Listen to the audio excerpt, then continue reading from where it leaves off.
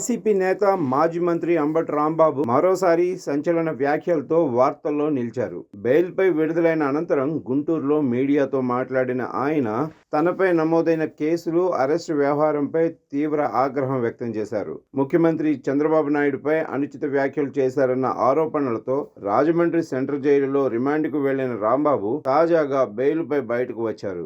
విడుదలైన తర్వాత తాడేపల్లిలో వైసీపీ అధినేత వైఎస్ జగన్మోహన్ రెడ్డిని కలిసి పరిస్థితిని వివరించారు. తనపై ప్రభుత్వం కక్ష సాధింపు చర్యలకు పాల్పడుతోందని, అక్రమ కేసులు బనాయించిందని జగన్ కు తెలియజేశానని చెప్పారు. దీనికి స్పందించిన జగన్ పార్టీ తరపున పూర్తి మద్దతు ఉంటుందని, న్యాయ పోరాటం కొనసాగిద్దామని భరోసా ఇచ్చినట్లు తెలిపారు.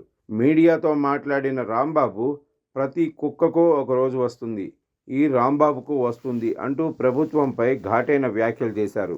అయితే ఆవేశంలో మాట్లాడిన కొన్ని మాటలపై తాను తర్వాత ఆలోచించానని కూడా పేర్కొన్నారు. జైలు జీవితం గురించి మాట్లాడుతూ జైలు జీవితం కూడా ఒక అనుభవమే అని వ్యాఖ్యానించారు. ఎన్ని కేసులు పెట్టినా వెనక్కి తగ్గబోనని, తన రాజకీయ పోరాటం కొనసాగుతుందని స్పష్టం చేశారు. చావనైనా చస్తాను కానీ తగ్గే ప్రసక్తే లేదు అంటూ తన వైఖరిని మరోసారి వెల్లడించారు. ఈ వ్యాఖ్యలు రాష్ట్ర రాజకీయాల్లో మళ్లీ చర్చకు దారితీశాయి. గుర్తుపెట్టుకోండి, నేను చెప్తున్నా, every dog has its own day.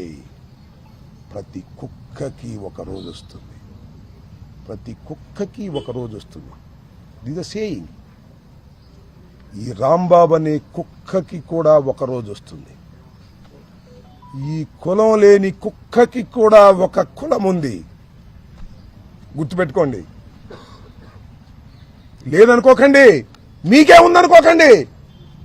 ఈ కులం లేని కుక్కకి కూడా ఒక కులం ఉంది. ఈ రాష్ట్రంలో కులాల ప్రస్తావన చేస్తుంది మీరు, నేను కాదు. గుర్తుపెట్టుకోండి, చంద్రబాబు నాయుడు గారు, యూ మానిటర్డ్ ఎవ్రీథింగ్. ప్రతి క్షణము మీరు మానిటర్ చేశారు. పెమ్మసాని మానిటర్ చేశాడు.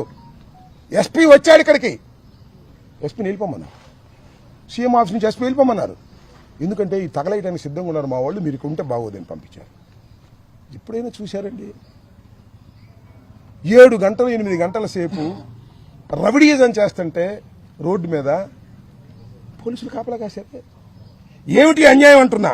ఇంత దుర్మార్గమైనటువంటి కార్యక్రమం చేసి 18 రోజులు జైల్లో పెట్టారు.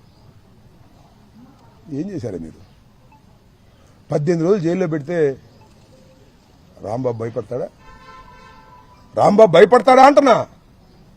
89లో రాజకీయాల్లోకి వచ్చిన వాడిని, విద్యార్థి దశ నుంచి రాజకీయాల్లో ఉన్నవాడిని, అనేక ఆటుపోట్లు ఎదుర్కొన్నవాడిని. రాగానే నేనేది అందరం ఎక్కలా, కష్టపడి పైకి వచ్చా. విద్యార్థి దశ నుంచి కూడా నన్ను భయపెడతారా? కేసులు పెట్టి భయపడతారా? కేసులు పెడితే భయపడతానా? జైల్లో ఉంటే భయపడతానా? 18 రోజులకే బెయిల్ వచ్చింది.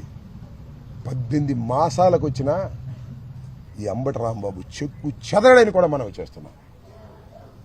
రెడ్ బుక్లో అంతవరకే రాశారా? నాకు ఇది ఇన్ఫర్మేషన్ ఉంది.